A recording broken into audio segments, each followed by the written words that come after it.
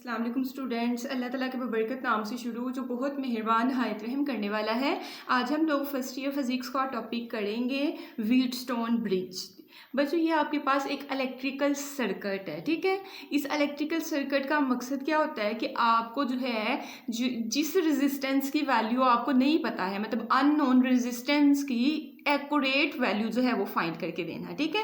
जैसे आप लोग तराजू में मास, अगर आप मतलब जाते हो किसी शॉप पे जाते हो और आप कहते हो शुगर मुझे 1 kg चाहिए, तो वो क्या करता है कि वो बीम बैलेंस पे उसको जो है उसकी मेजरमेंट करके आपको देता है। इसी तरह व्हीटस्टोन ब्रिज भी आपके पास एक इंस्ट्रूमेंट ही है जिससे हम लोग अननोन वोल्टेज की ज़्यादा सही पैमाइश जो है वो कर सकते हैं, ठीक है। तो पहले तो डेफिनेशन सबसे बेसिक आएगी कि Wheatstone bridge is an electrical circuit used for the accurate measurement of an unknown resistance.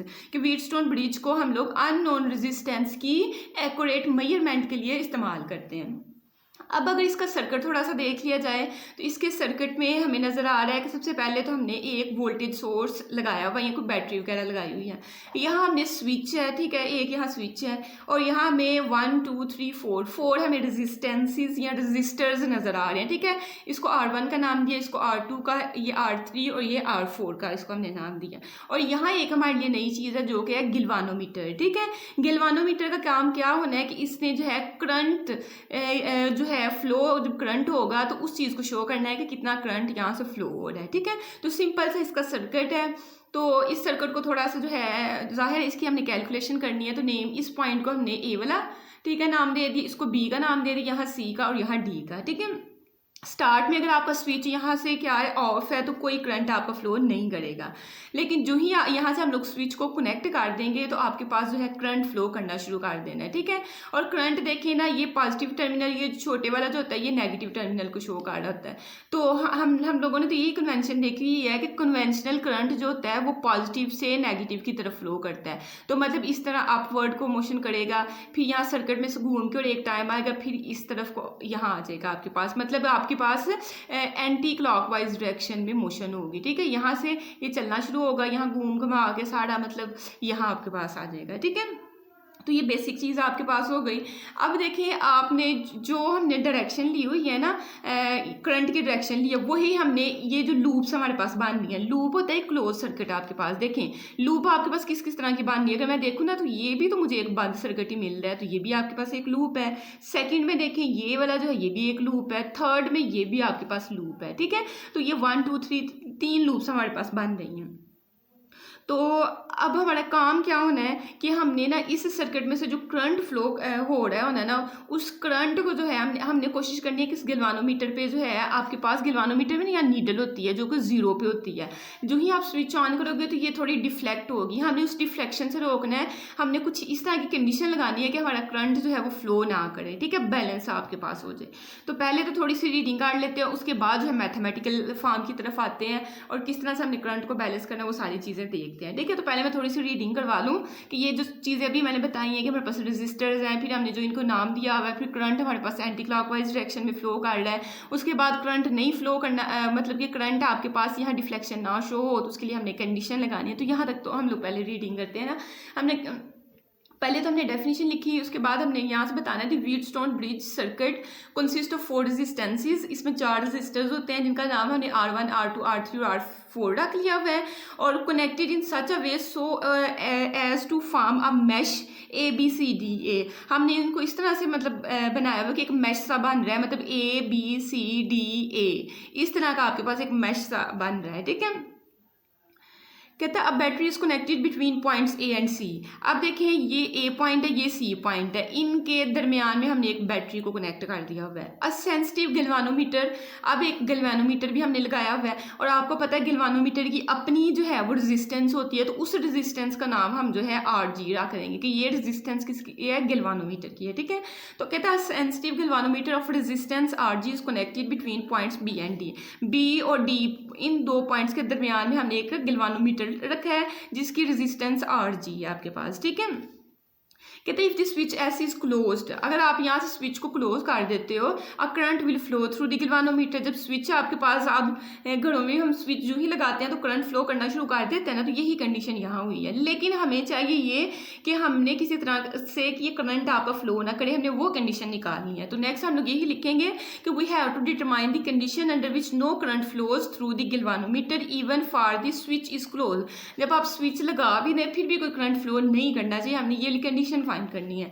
तो for this purpose we analyse this circuit using, तो इसके लिए हम लोग क्या करेंगे, किरचॉफ सेकंड रूल यूज करेंगे। ठीक है, किरचॉफ सेकंड रूल में हमने कहा था the algebraic sum of voltage changes in a close circuit और a loop must be equal to 0। ठीक है, इन जो है आपके पास जो है वोल्टेजेस का जो चेंजेस होगा जब करंट आपका इन रेजिस्टर्स में से गुजरेगा तो वो हमारे पास इक्वल टू 0 होना चाहिए, वही हम कंडीशन लगाएंगे। सबसे पहले जो है हम दो लूप्स बना लेते हैं। फर्स्ट लूप बनाई ए बी डी ए, यहाँ आपका एक सर्किट कंप्लीट हो जाता है ना। इसके लिए अब हम डिफरेंट वैल्यूज को कैलकुलेट करेंगे। ठीक है, वोल्टेज चेंजेस क्योंकि किरचॉफ हम लोग लगाने लगे हैं। A B C D A एक हमारे पास है और दूसरा है बी सी डी बी हमारे पास सर्किट है। इन पे हमने क्या करना है कि इन पे हमने किरचॉफ सेकंड रूल लगाना है। उसके लिए हमने क्या करना है, वोल्टेजेस निकालनी है, लेनी है और उनका सम जो है इक्वल टू 0 लेना है। तो सबसे पहले अगर मैं इस सर्किट की बात करती हूँ, ठीक है, मतलब ए बी डी ए वाले का, तो R1 है, वोल्टेज का फार्मूला हमने पढ़ा V is equal to I R. अब देखिए करंट जो है ये आपके पास एक अलहदा लूप है, ये एक अलहदा लूप है। इस लूप में अगर R1 रेजिस्टेंस आ रही है तो इस सारे के लिए ना हम करंट I1 ले लेते हैं। डायरेक्शन में स्टार्ट में बता दी थी कि हमने एंटी क्लॉकवाइज लेने, वही डायरेक्शन यहाँ शो की हुई है। इसका करंट I1 हो गया। फिर अगर हम बात करते हैं बी डी सी बी वाले सर्किट की, तो यहाँ आपके पास जो है I2 ले लेते हैं करंट। ठीक है, करंट की वैल्यूज एक हमने इस साइड पे I1 रख ली, इस साइड पे हमने I2 रख ली। ठीक है, अब इस रजिस्टर के अक्रॉस जो पोटेंशियल ड्रॉप है या पोटेंशियल डिफरेंस है V जो है वो क्या आएगा, आई आर। अब I जो है I1 है और R क्या है, R1 है, तो I1 R1 आपके पास आएगा। ठीक है, बात की समझ आई कि नहीं। यहाँ हमारे पास आ जाएगा I1 R1 आ जाएगा। अब नेक्स्ट हम लोग मूव करते हैं इस रजिस्टर के क्रॉस। यहाँ पोटेंशियल डिफरेंस हमने कैलकुलेट करना है। यहाँ करंट तो I1 है लेकिन रेजिस्टेंस क्या है आपके पास R3 है, तो यहाँ से हमारे पास जो पोटेंशियल चेंज आएगा वो आएगा I1 R3 आपके पास आएगा। बात की समझ आई कि नहीं आई है। अब ये भी हो गया, लेकिन यहाँ एक गैल्वेनोमीटर भी है। लेकिन गैल्वेनोमीटर में इशू ये हमारे पास आ रहा है कि जो गैल्वेनोमीटर जहाँ हमने लगाया है ना, इस लूप में भी ये वाला पार्ट गैल्वेनोमीटर का यूज़ हो रहा है और जब मैं इस लूप की बात करूँगी तब भी ये गैल्वेनोमीटर आ रहा है। तो मतलब मुझे ये समझ आई कि यहाँ अगर एंटी क्लॉकवाइज डायरेक्शन में मतलब करंट फ्लो कर रहा है, इस तरह करंट फ्लो कर रहा है, तो जब यहाँ से मतलब आपके पास इस तरह से करंट आएगा तो यहाँ से अपवर्ड डायरेक्शन में मूव कर जाएगा। ठीक है, कंप्लीट सर्किट है ये तो हमने शो किया हुआ है कि इस तरफ को ऐसे करके करंट मूव करना है, तो मतलब ऐसे आएगा ऐसे करके इसकी मोशन होगी अपवर्ड डायरेक्शन में। और अगर हम इसका हिसाब लगाएं तो यहाँ भी आपके पास एंटी क्लॉकवाइज है, तो मतलब इधर को जाएगा फिर इधर नीचे को आएगा। तो यहाँ ही आपको एक आपके बात का आपको आंसर मिल जाता है कि यहाँ करंट ऊपर को जा रहा है, यहाँ करंट नीचे को आ रहा है। तो सेम अगर करंट है लेकिन ऑपोजिट डायरेक्शन में, एक पॉजिटिव एक नेगेटिव, तो आपके पास वैसे ही 0 करंट हो जाना है। ठीक है, तो ये वाली चीज़ हम लोग यूज़ करेंगे। लेकिन अभी हमारे पास इशू ये आ रहा है कि यहाँ भी हमने पोटेंशियल ड्रॉप निकाल लिया, यहाँ भी पोटेंशियल ड्रॉप निकाल लिया। अब यहाँ जो पोटेंशियल ड्रॉप निकालना है उसमें इशू आ रहा है। यहाँ जो आपके पास पोटेंशियल ड्रॉप होगा ना, यहाँ पोटेंशियल ड्रॉप में आ रहा है I और R। यहाँ करंट आपके पास सिर्फ I1 है। ठीक है, इस लूप के लिए I1 है लेकिन इसमें I2 भी आ रहा है। तो देखें अगर यहाँ मतलब I1 है, मुझे बस मैंने I1 यूज़ करना है, तो यहाँ तो दोनों ही आपके पास हैं, तो I1 में से I2 को माइनस कर दें। देखें ना आपके पास I1 प्लस I2 ये कंप्लीट बन रहा है ना, तो I1 में से माइनस आप कौन सा हिस्सा निकाल दो, ये सारा हिस्सा निकाल दो, तो पीछे आपके पास यही बनेगा ना। तो आपने इसका वोल्टेज कैसे लिखनी है, V is equal to I1 में से माइनस कर दें I2 वाला करंट जो है। ठीक है, I की जगह आपके पास क्या आ जाएगा, I1 माइनस I2 और R आपके पास इसी तरह आएगा। ठीक है, अब R है हमारे पास कौन सा, RG वाला है। इतनी बात की समझ आई है कि नहीं आई है। ठीक है, अब देखिए आप पहले हेडिंग लगाएंगे loop A B D A की। ठीक है, अब हेडिंग लगाएंगे और हमने हर एक के लिए पोटेंशियल ड्रॉप, ये इसके लिए ये पोटेंशियल ड्रॉप है, इसके लिए ये वाला, और इसके लिए मैंने यहाँ नीचे लिख दिया क्योंकि जगह थोड़ी कम थी। ठीक है, अब जो है ना एक और चीज़ देख लें कि साइन कन्वेंशन हमने पिछले लेक्चर में पढ़ ली है कि जब भी हाई पोटेंशियल से ये करंट ने किस तरह फ्लो करना है, एंटी क्लॉकवाइज डायरेक्शन में। देखिए मैंने शो किया ना, ऊपर को जाएगा यहाँ घूम घुमा किस तरह, मतलब एंटी क्लॉकवाइज डायरेक्शन में। तो एंटी क्लॉकवाइज डायरेक्शन में आपका इस साइड पर पोटेंशियल कौन सा, हाई। जब भी हाई से आप लो की तरफ जाते हो तो हमेशा माइनस का साइन आता है। ये भी हमने जो है एंटी क्लॉकवाइज डायरेक्शन में लिया हुआ है, तो मतलब यहाँ भी जो आपके पास वोल्टेज ड्रॉप्स हैं सबके साथ माइनस का साइन आएगा। ठीक है, तो देखिए सबसे पहले हमने माइनस का साइन लगाया, पहले रजिस्टर के लिए वोल्टेज ड्रॉप आया I1 R1, तो माइनस I1 R1 मैंने लिखा है। ठीक है, फिर इसके लिए अगर देख ले तो यहाँ है I3 R3, I1 R3 आपके पास है, ये भी आपके पास सबके साथ आपका माइनस, पूरे सर्किट में माइनस साइन आना है क्योंकि करंट जो है हाई से लो की तरफ जा रहा है, तो माइनस वाला तो आपको इशू नहीं, माइनस लगाया। यहाँ से आपके पास आंसर आ रहा है, इसका आ रहा है I3 R3, I1 यहाँ I1 है और R3 है। ठीक है, तो I1 R3 हम लोगों ने लिख लिया। अब इसके लिए बात करते हैं तो फिर आपके पास माइनस का साइन I1 माइनस I2 और साथ RG आ जाएगा। ठीक है, तो किरचॉफ सेकंड रूल लगा रहे हैं, तो उसके मुताबिक इनके जो पोटेंशियल ड्रॉप है या पोटेंशियल जो चेंजेस हैं उनका सम जो है वो इक्वल टू क्या है, 0 है। तो ये देखें ना, आप यहाँ प्लस का साइन बेशक दरमियान में लगा लें, फिर आगे प्लस माइनस बाद में माइनस ही बनना है, तो ये सारे पोटेंशियल ड्रॉप को असल में हमने ऐड ही किया है। ठीक है, बस एक स्टेप कम किया है, तो इन सब के पोटेंशियल ड्रॉप का सम जो है वो इक्वल टू किसके आना चाहिए, 0 के। तो हमने किरचॉफ सेकंड रूल का यूज़ करके इसको इक्वल टू 0 लिख लिया। अब जो है हम लोग बात करते हैं, पहले इसको थोड़ा सा रेज कर लेते हैं, फिर दूसरे सर्किट की बात करते हैं।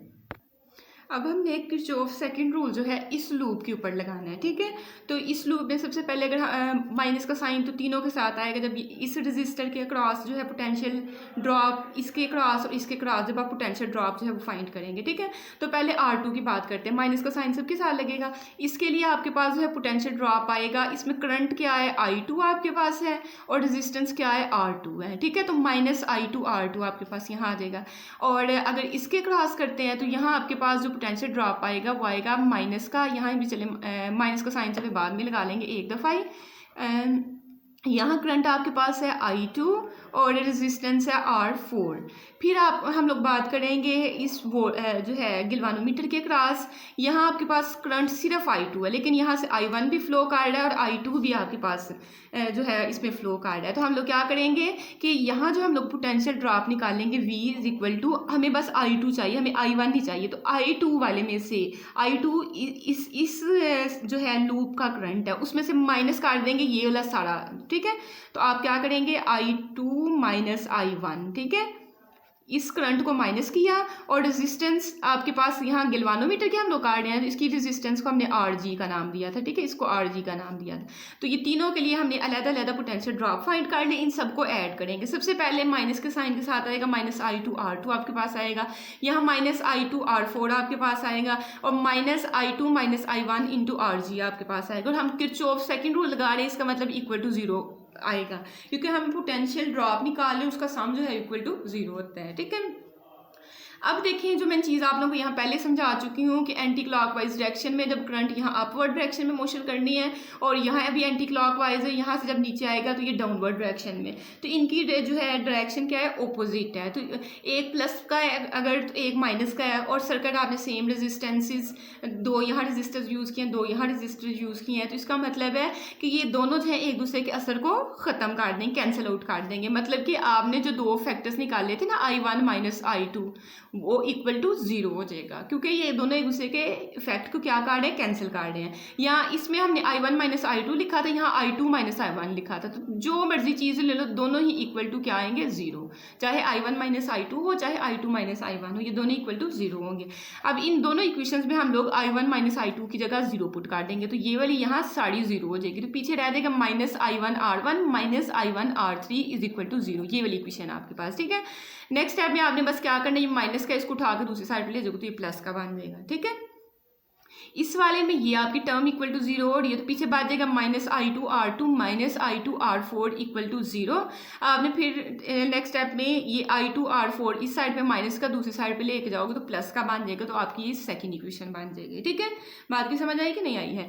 अब देखिए अगर हम लोग नोट करें, अगर हम क्या करते हैं इस इक्वेशन को इस इक्वेशन पे कर देते हैं डिवाइड। ठीक है, यहाँ ना आपके पास यहाँ I1 भी आता है, यहाँ मिस प्रिंटिंग है। ठीक है, तो हम लोग क्या करते हैं, इसको इस पे डिवाइड कर देते हैं, इन दोनों इक्वेशंस को आपस में डिवाइड कर देते हैं। डिवाइड करेंगे तो आपके पास कुछ इस तरह की फॉर्म बन जाएगी। अब I1 से I1 वैसे कैंसिल हो जाएगा, I2 से I2 कैंसिल हो जाएगा और माइनस माइनस आपके पास प्लस हो जाएगा, तो R1 डिवाइडेड बाई R2 और R3 डिवाइडेड बाई R4 आपके पास बच जाएगा। ठीक है, बात की समझ आई कि नहीं आई है? अब यहाँ से हमें समझ आ रही है कि R1 और R2 कहाँ हमारे पास यूज़ हो रहे थे। R1 और R2 इन दोनों की रेशो लें, मतलब इनका अगर इसका आंसर लेट्स सपोज हमारे पास है, लेट्स सपोज हम लोग ले लेते हैं कि इसका आंसर है 10 है लेट्स सपोज, और इसका आंसर है लेट्स सपोज हमारे पास 5 है।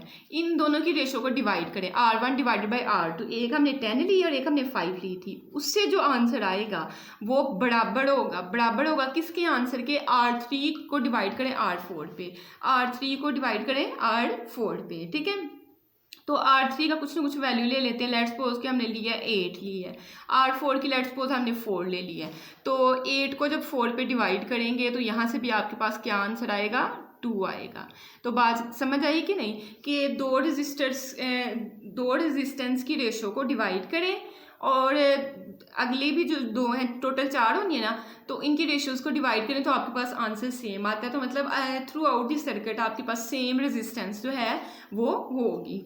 तो कहते हैं when the condition is satisfy, अब आप कोई भी सर्किट बना रही हो उसमें अगर ये कंडीशन सेटिस्फाई कर जाती है तो इसका मतलब करंट फ्लो नहीं कर रहा है, क्योंकि हमने ये कंडीशन कब बनाई है, जब हमने कहा है कि I1 minus I2 is equal to 0।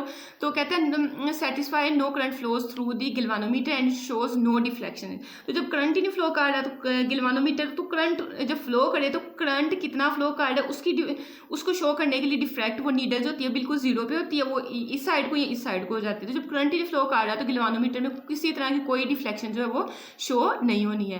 कहता है or conversely when the galvanometer in Wheatstone bridge, या दूसरे अल्फाज में आप ये कह सकते हो कि गिलवानोमीटर जब व्हीटस्टोन ब्रिज सर्किट में हो तो इसका मतलब है कि गिलवानोमीटर में कोई डिफ्लेक्शन जो है वो शो नहीं होती है, शोज नो डिफ्लेक्शन। कहते हैं if we can connect 3 resistances R1 R2 R3 of non adjustable values, मतलब आपने ना इस सर्किट बनाना है उसमें आपने R1 R2 और R3 की वैल्यूज़ आपको पता होनी है कि ये 20 का ओहम रेजिस्टेंस है, इसकी 40 ओहम है या इसकी 30 ओहम है, आपको पता होनी है जो भी इनकी वैल्यूज़ हो।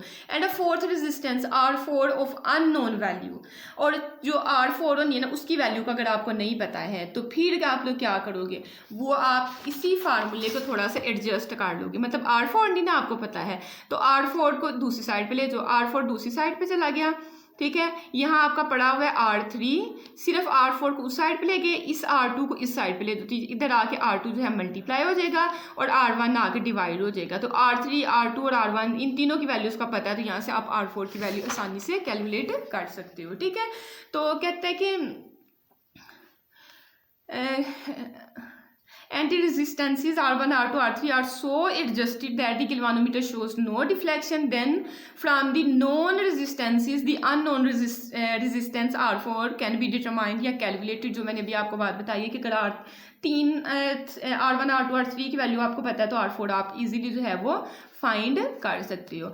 तो इसके साथ बच्चों मेरी आपसे रिक्वेस्ट है कि चैनल को सब्सक्राइब करें, क्योंकि अब चैनल जो है अगर आप चाहते हैं कि डेली वीडियोस आएँ तो इस चैनल को स्टार्ट हुए जो है वो 1 साल हो चुका है। तो अगर आप सब्सक्राइब करेंगे 1000 का टारगेट कंप्लीट होगा तो फिर नेक्स्ट वीडियोस जो है अपलोड हो सकेंगे, ठीक है। Thanks for watching this video, अल्लाह हाफिज़।